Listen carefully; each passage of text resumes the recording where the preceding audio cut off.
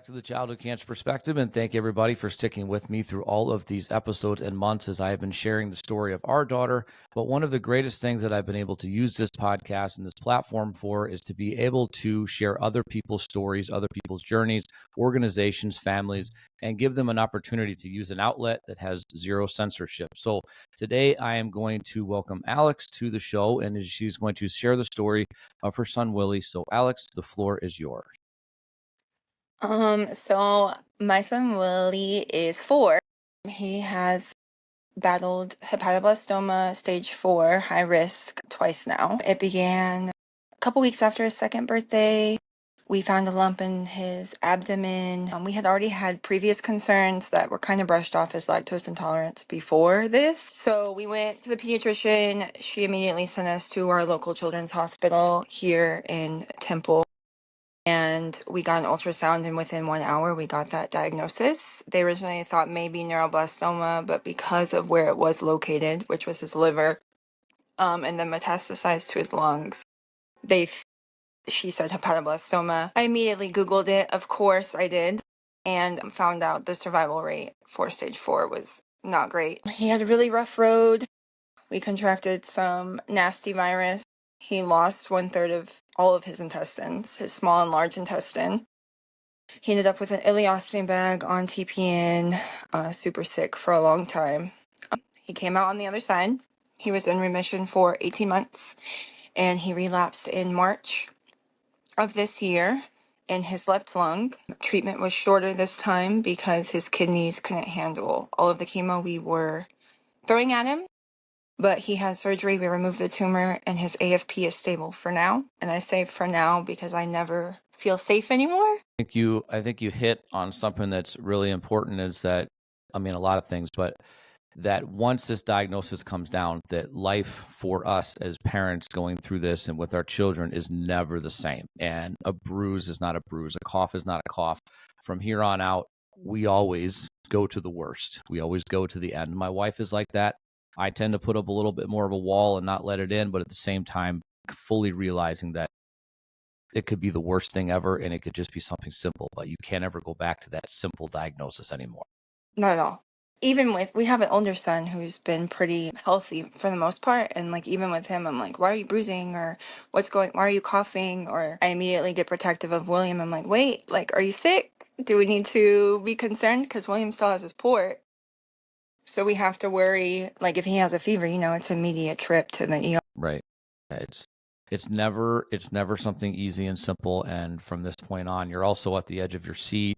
We can talk about things like anxiety is a real thing. PTSD within our community is a real thing. I think that a lot of times is only associated with, say, first responders or military, but PTSD within this community is a massive thing. And it's based on the things that we see and hear, we smell, whatever, all of this will trigger you for the rest of your life. And there's nothing that you can do, whether your child beats this and goes on to, live a long life, whether they pass like our daughter, you will never have those triggers go away. Exactly. And it's an unfortunate thing, but we live with it every day. Well, yeah, one of the things I struggled with this time around was I didn't want to be in the hospital. So when William was first diagnosed, I spent about that whole month with him because I wasn't working, obviously, in the hospital, and I had to listen to the respirator go off. I had to listen to the beeps, and it just traumatized me so much. And I was away from my other son. They told me to plan William's funeral when he was diagnosed with then when his intestines were dying, they told me to plan his funeral. So I did with my dad, right? And I just couldn't handle it this time. So my husband this time took the brunt of the hospital stays. And people were like, well, why can't you go to the hospital? And I'm like, I can't even walk into the hospital without having anxiety attacks. I can't walk into the oncologist without telling myself, it is what it is.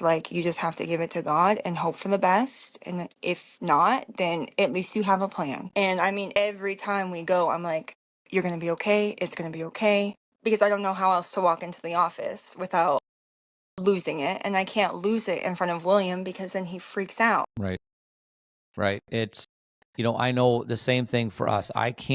The beeping of the machines, when they're done giving an infusion or there's an error in the line, all of those types of beeps, I can't deal with listening to them anymore. And I know that we've had parents in the past who have called. We used to, my friend and I, we used to do three-way phone calls and talk to these parents. And when those beeps would go off, I would have to hang up the phone. I couldn't do it. My father he was in the hospital for a little while with an infection, and the same thing. I would just walk over and silence his machine until somebody came in because I couldn't listen to it anymore. And that is just, it seems insignificant to some people, that simple beep or a simple whatever it seems, but it is really, really hard and really triggering. And to continue to walk back into a place after a diagnosis that you see the same people, that has the same sights, the same smells, that sound, 100% with anxiety and it being tough. And my wife and I, we split that. When there was inpatient, it was me. When it was just doctor visits, it was just her, because she couldn't do it being away.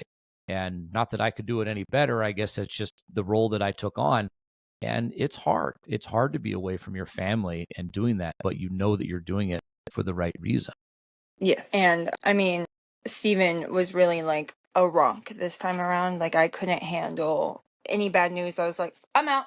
I can't do it. And Steven was like, he would explain things to me. Like the previous time it was me. So like the doctors would come to me. They would tell me all the things. They would say, you need to do this, this, and this. You need to call this, and this person. And I'd be like, okay, I'll handle it.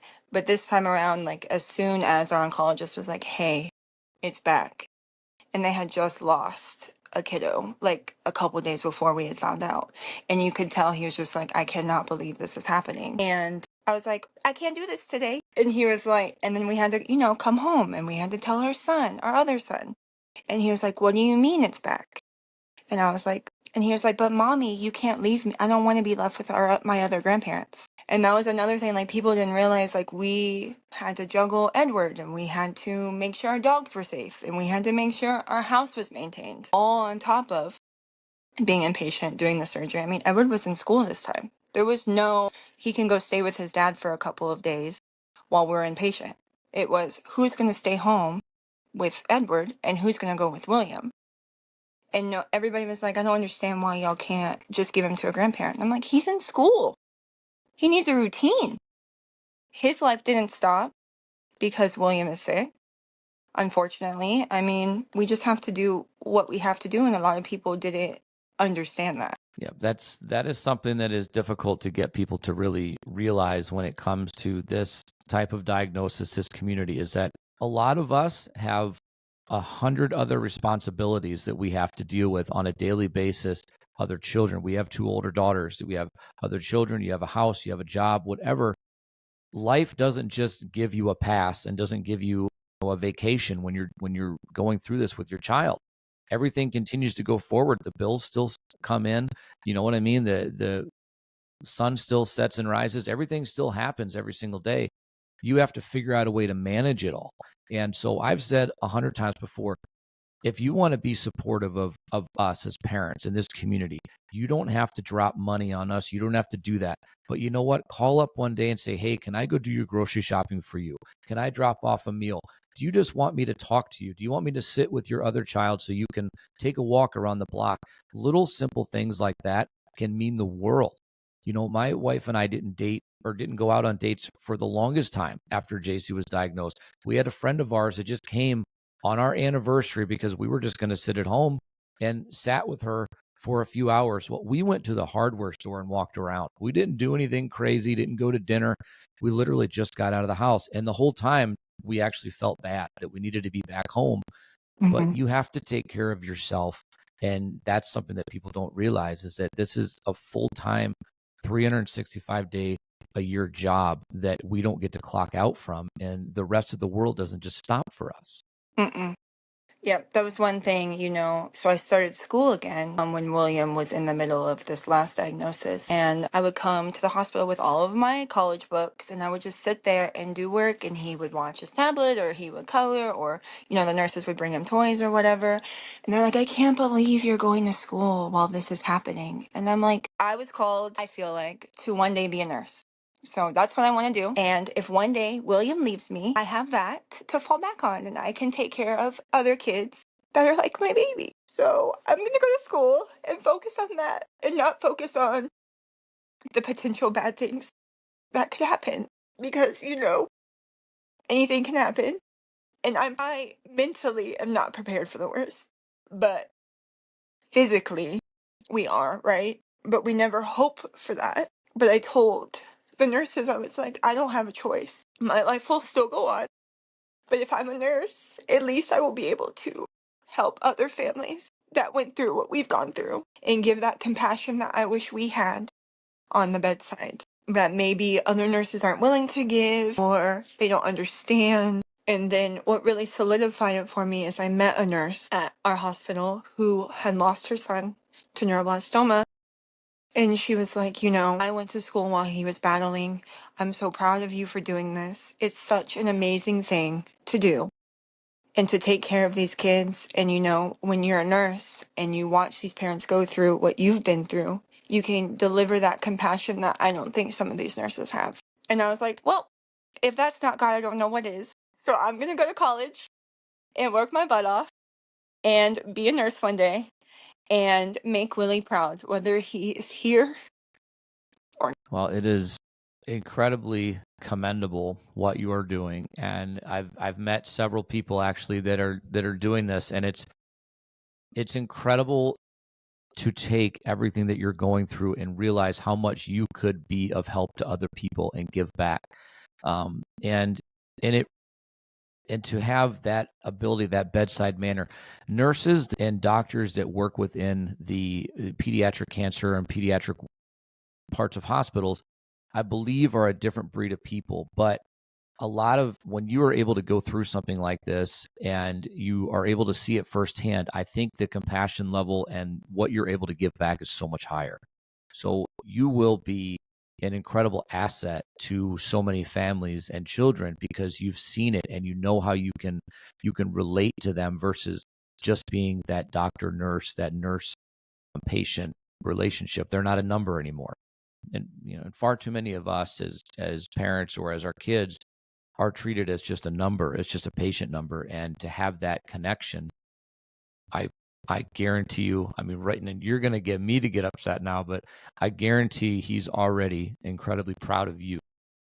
Thank you. But what you're able to do moving forward will definitely give him, like, this is my mom.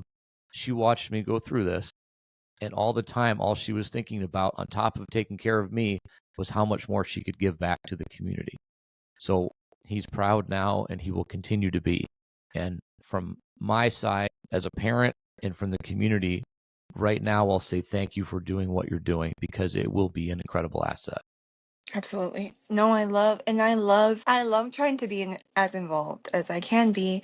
And we were just involved last weekend in a fundraiser and to bring awareness.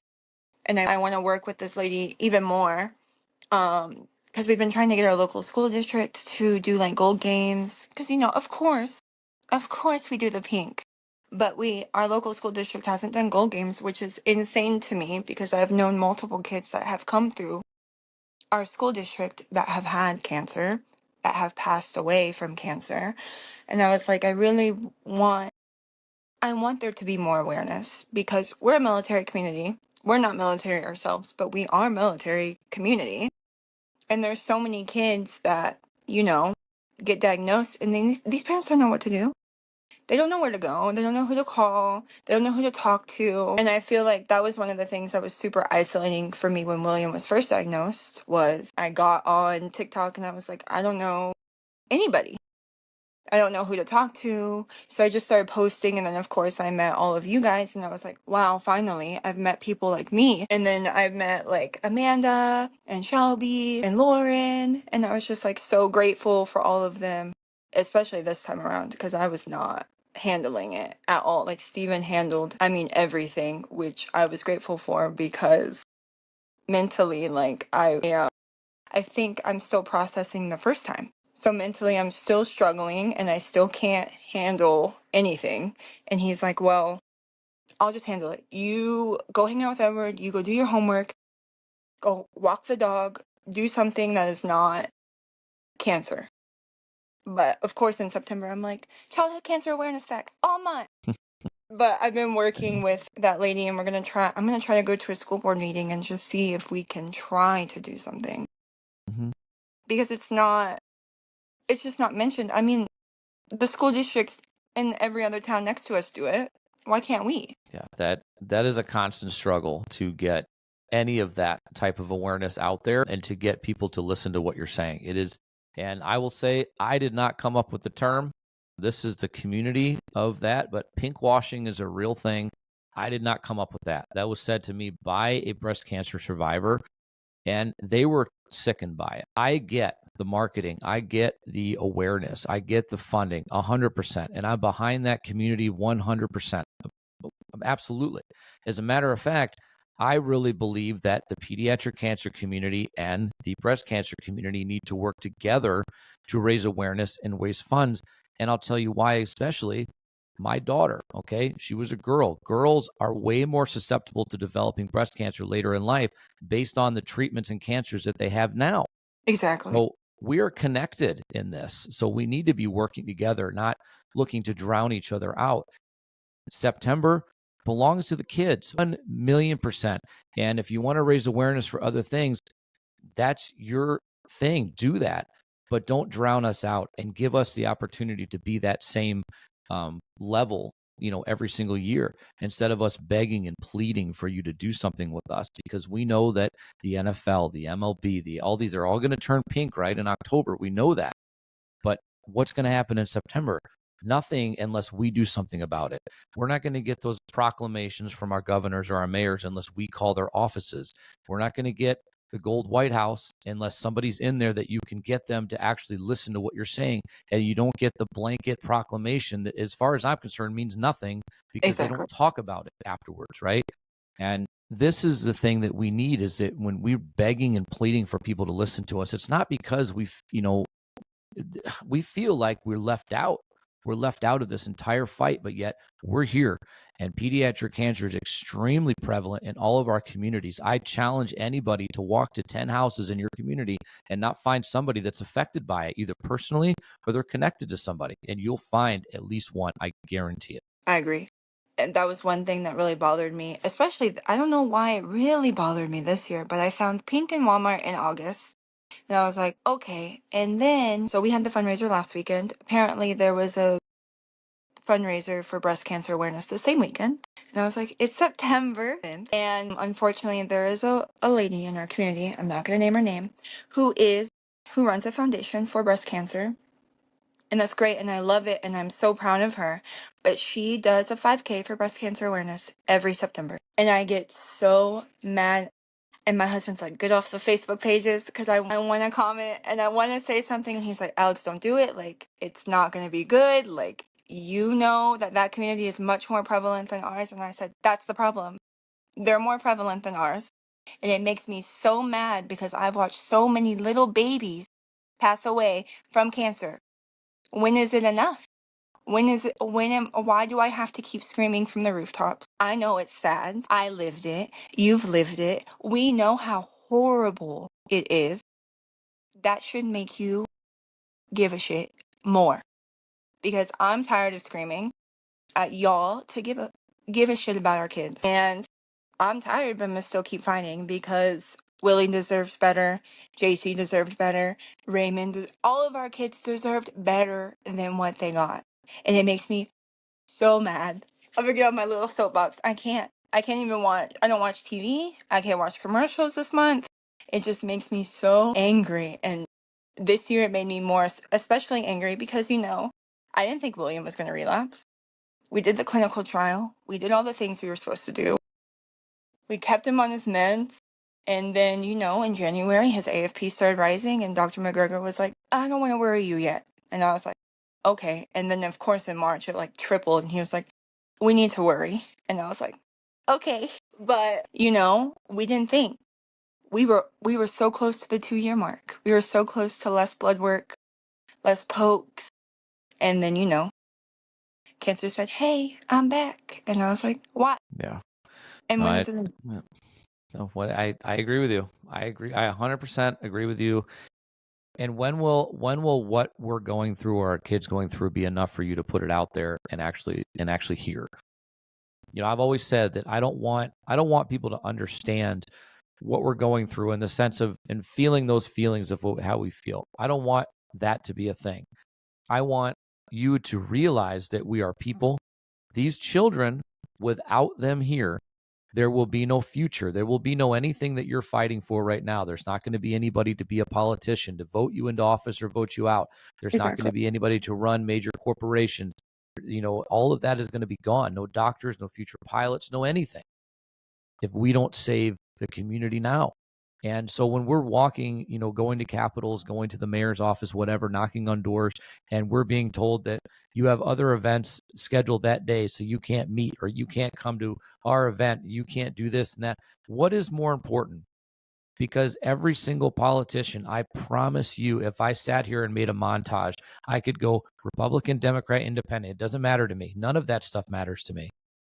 And I can guarantee that every single one of you mentioned children in your campaigns, every single one. Now, what it was it food? Was it homelessness? Was it education? It doesn't matter.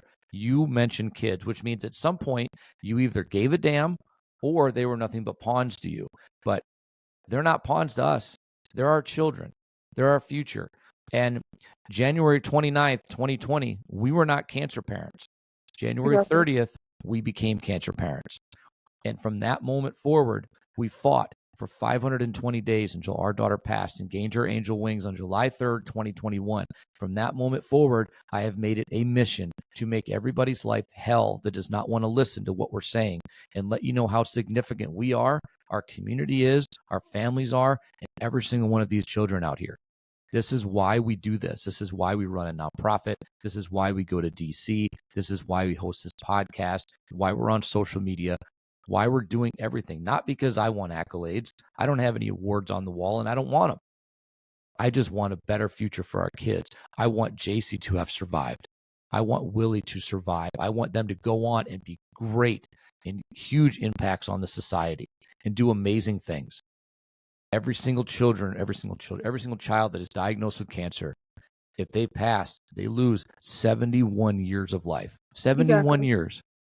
I'm only 43, which means I've only got 30 extra years, and I would give those up in a second to any one of these children if that meant they could go on and live a happy life. But we can't do that. Our voices are the only thing we have. Yeah, and I try to, so they do, the pink thing at school, right? And so every time they do it, I send Edward in a gold chair. I go gold for my brother, and people comment on it, and he's like, no, I wear gold for my brother. Didn't you know? And most people don't know because either A, they don't pay attention. I drive around with big old signs all over my car in September, October, and most of December saying something about childhood cancer or liver cancer, since that's what William had. And I try to raise awareness also about hepatoblastoma, because I didn't hear about hepatoblastoma until Willie was diagnosed. I didn't know anything about it. And he wasn't even like genetically predispositioned for it or whatever they say. He wasn't premature. He wasn't a low birth weight. None of those things. So when they told me he has hepatoblastoma, I was like, what is that? Right. So all of October, I go green because it's Liver Cancer Awareness Month, but nobody talks about it. And I'm also guessing that if it's liver cancer, that he was not a heavy drinker. No, okay. I'm just checking, because everybody seems to think that you can figure out where pediatric cancer comes from. Adult cancer is a lot of it we can link to lifestyle. We can link to a lot of things. Not all of it, but we can. Childhood cancer has zero. You cannot link it to certain things. And when you think about liver cancer, okay, well, obviously he wasn't a heavy drinker. Lung cancer, obviously they're not heavy smokers out there vaping and doing things. Our daughter had brain cancer. Brain cancer is the number one killer within pediatric cancer, and they have no idea why it happens. And there's no reason for it. So yeah, we can't link it to all that stuff. So I think that's the biggest kicker in all of this, is not understanding why, where, when, and that's what we need to understand. Yes. And I agree. When they were like, well, do you have a risk of colon cancer? And I was like, yeah, but I don't have the FAP gene. So can we test him? And I was like, yeah, guess what? All his genetic testing came back normal. So I'm like, then what is it? And his oncologist at the time, because we switched towards the end of his treatment, she was like, I don't know. Sometimes it just happens. I'm like, That's not an answer I want. Like, that's not good enough for me. Not good enough for my husband. Like, I need better answers. You say it's a 1 in a million cancer, right? But I know a kid who was diagnosed and passed, Ray, and I watched that happen while I was holding Willie in the hospital when he was super sick. So you can imagine me sitting there with my baby having stage 4 hepatoblastoma, watching him pass away and wondering, what am I supposed to do? Yeah. No, it's amazing how much, like, when Jace was diagnosed, it was roughly about 30 kids in the US that were diagnosed with her type of cancer every year. So that was in itself super rare.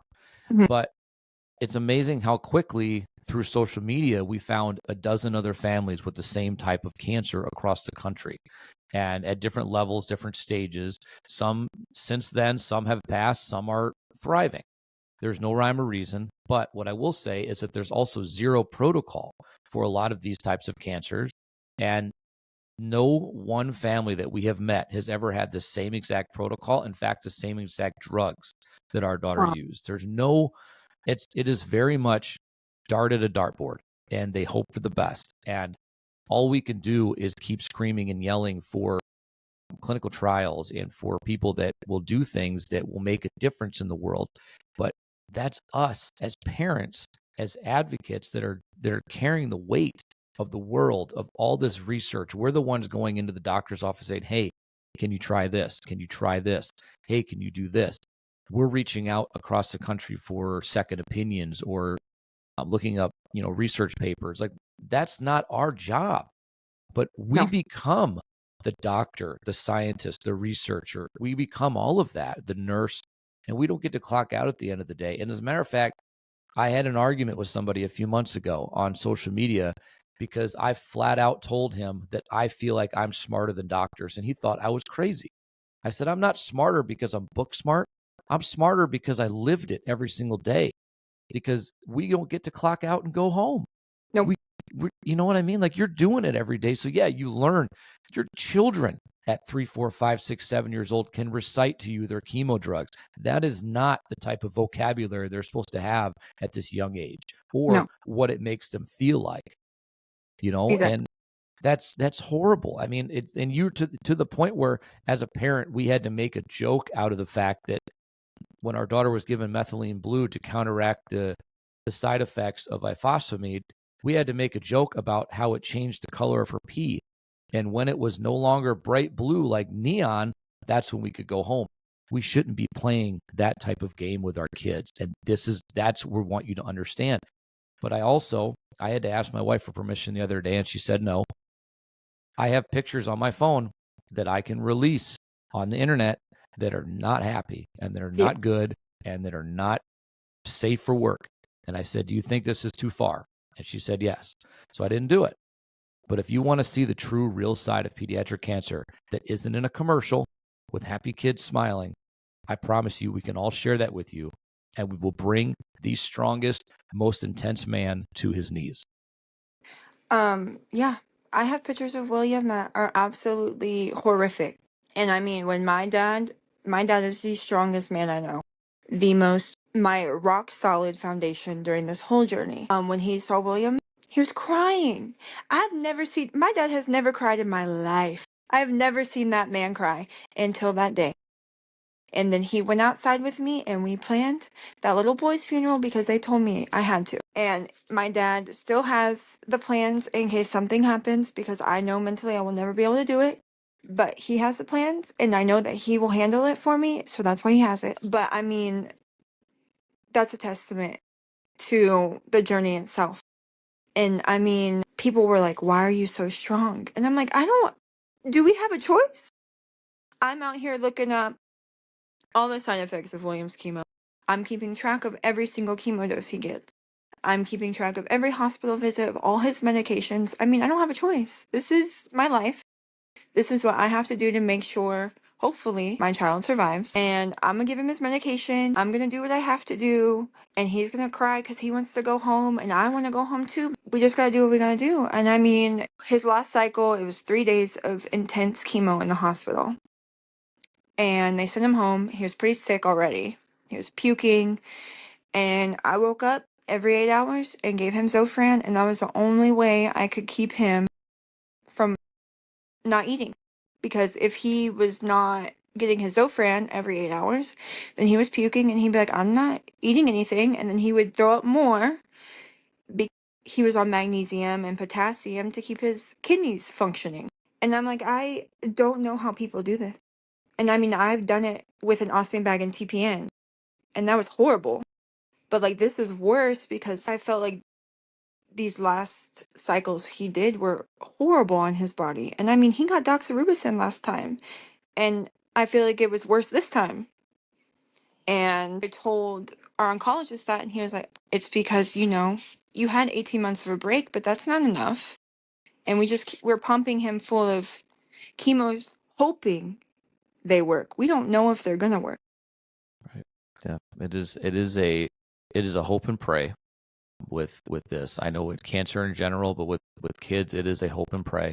And there's, chemo is a bitch, and what it does to a child's body, I will just give you this for reference. And I've talked about it in the past, but we are told as parents, as caregivers, unpaid caregivers at that, we are told that we are not to get this chemo on us. We are not to get, if they pee, we're not supposed to get the urine on us, the blood, anything. We're not supposed to get it on us because it has the chemotherapy drugs in it. So what the hell is it doing to the inside of their body? Exactly.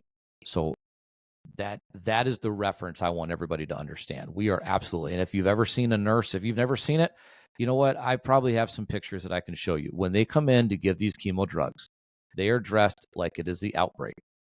It is gowns, it is masks, it is shields, it is gloves. The chemos come in their own bag, the own tubing, all that stuff, and all that has to be discarded at the end like biohazard waste. Not just like a water drip where they can just throw the bag in the trash. This is biohazard waste. What is it doing to the inside of your child's body? And Exactly. you're watching what it happens on the outside. Exactly. It is absolutely horrible and horrific. And you mentioned doxorubicin. That is it. We never had that, but there's a nickname for that drug, and it's called the Red Devil. And I think, you know what? I mean, just think about that for a second. That is what is happening. I can give you side effects of these chemo drugs that our daughter went through, and it's horrific. It's absolutely horrific. And as an adult, I don't know that I would have been able to handle what our daughter went through.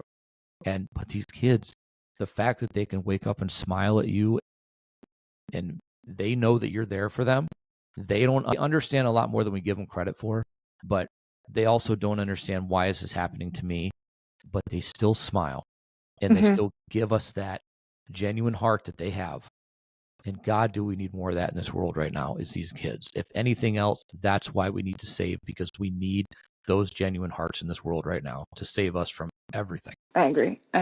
I mean, William, the only reason why like I knew he was feeling okay was when he would smile or play, or I would hear him giggling on he'd be watching his little phone.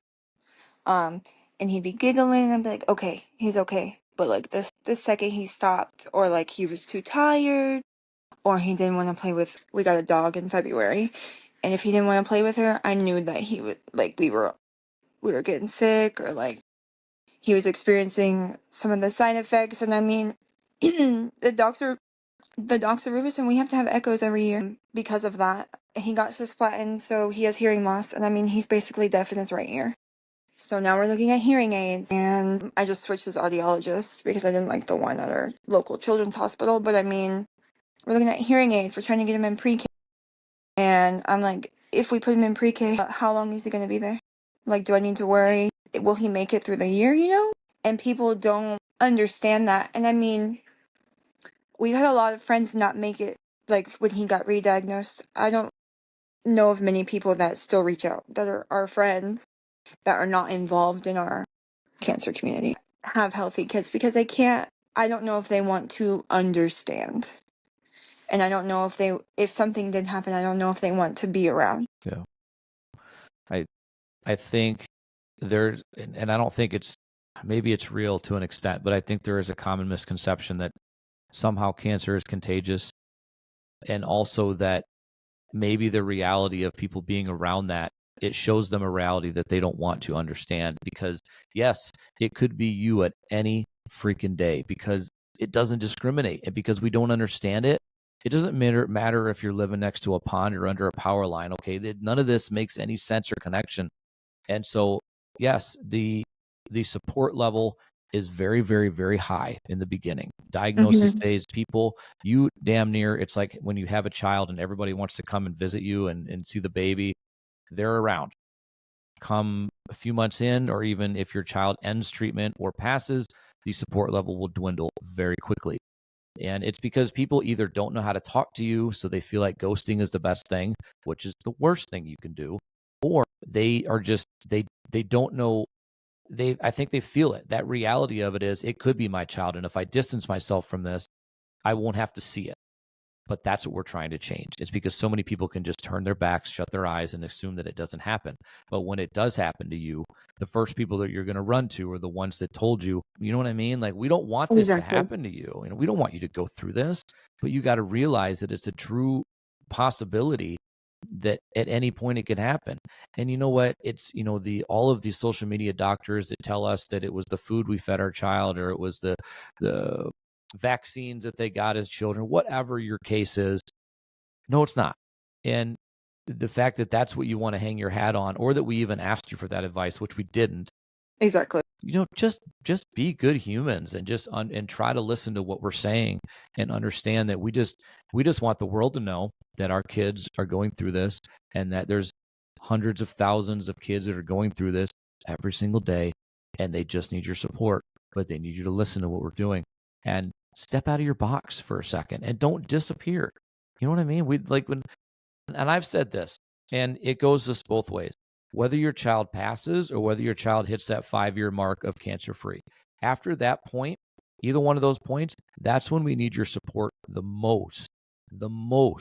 Because if your child hits that 5-year mark, well, even if they hit the 1-year mark, the 2-year mark, the 3-year mark, you're on the edge of your seat every single day, knowing there's a possibility something could happen and it could all turn.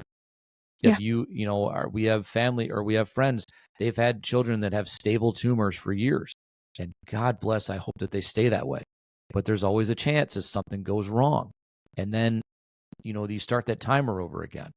If your child passes, now we're trying to live and adapt to life without our child here, and what we're doing every single day. We need your support more than we needed it in the beginning. But we just, for whatever reason, it is almost like you have the plague, and people just dissipate as quickly as they came in.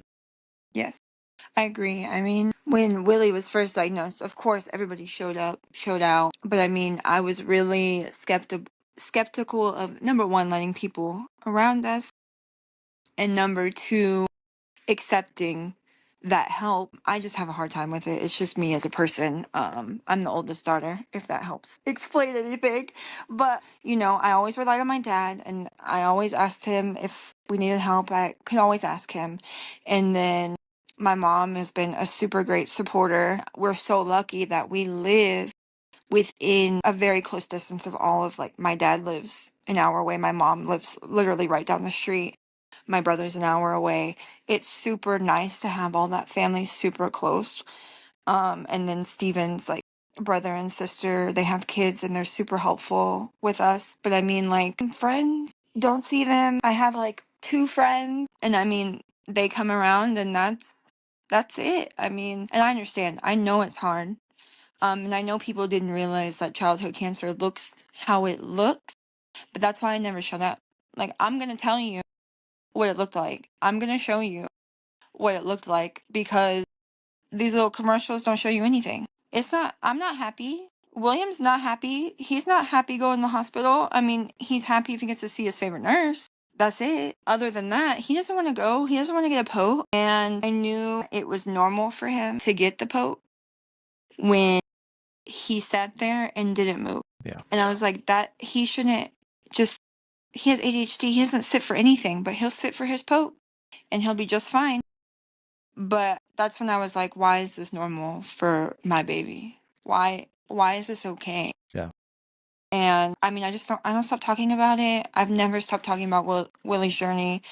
And I mean, the two friends that listen to me are the best, but I mean, like, after a while, I feel like people stop listening or, they turn away, which is fine. But like you said, if it happens to you, who are you going to come calling to?